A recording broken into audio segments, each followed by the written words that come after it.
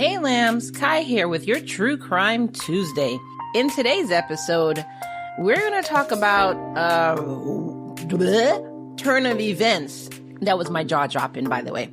Turn of events of former Shelby County Sheriff's Deputy Brian Beck and how he managed to not get prison time, even though he was accused of some really crazy crimes.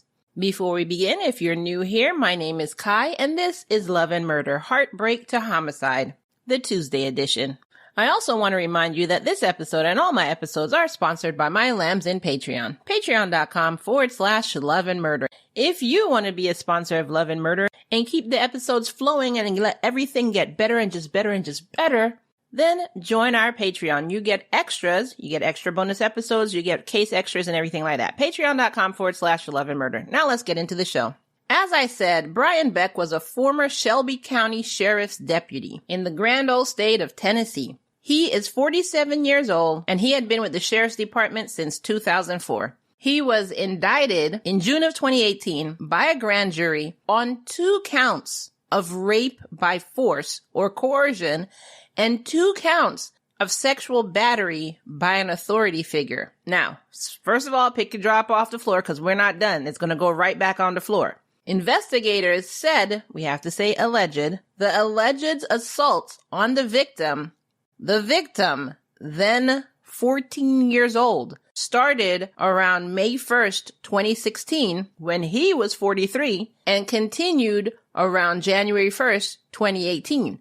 So it was like a 20-month span. Now, this 14-year-old victim, pick your drop, because it's going to go down again, was a family member of the former deputy. So when all this came out, he was arrested, arraigned, released on bond, and then relieved of duty without pay. But then COVID happened, so they didn't get to go to court. While everything is in delay, the victim's parents are freaking the F out because, wouldn't you?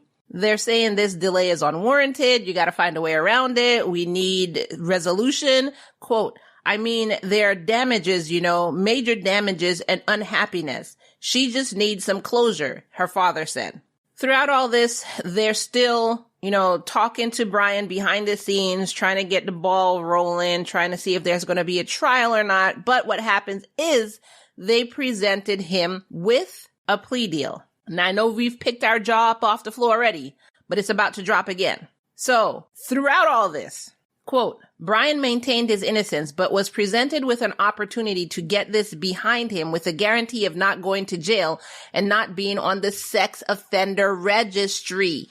So he accepted this plea deal knowing that, quote, a trial had an uncertain result. So this is about Brian and not about the victim at all. Brian, to get this behind him. So the plea deal was he was able to avoid trial. He was able to avoid jail time. All he had to do was plead guilty to an amended charge of aggravated assault. In this plea deal, if he pled guilty to that, he would be sentenced to 3 years probation and won't have to register as a sex offender. Quote, given the totality of the evidence, we ethically could not proceed to trial on the indicted offenses. This quote came from Shelby Court District Attorney General Amy Wyrick. She also said that the plea offer was, quote, made in consultation with the victim. So to me, it sounds like you made the victim think that they couldn't win in trial, and this was their only way to go. Or tried to make them think like, would you want to go through this in trial? Would you want to see this person again? You don't want to see this. We're only thinking about you. So, with this plea deal, he will get probation and you won't have to see him. Something like that. So, quote, the parties reached an agreement that I would say neither side was real happy with. They did assure the victim that if Brian did violate the terms of his probation, which he won't, he could end up serving 4 years in prison. And part of his probation was that he couldn't contact the victim and he had to submit to random drug testing and serve 150 hours of community service. But drugs didn't have anything to do with what he did, so why the random drug testing? Is that just for show? That literally had nothing to do with what he was charged with.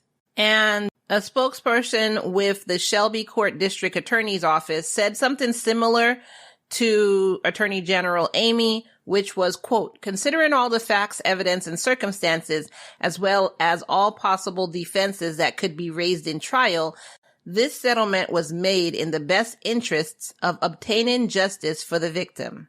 The defendant will have a felony on his record and could no longer carry a gun or be in law enforcement. But he didn't register on the sex offenders list. How many people are not registered on the sex offenders list and we just move into their neighborhood and we don't even know because they came to a plea deal?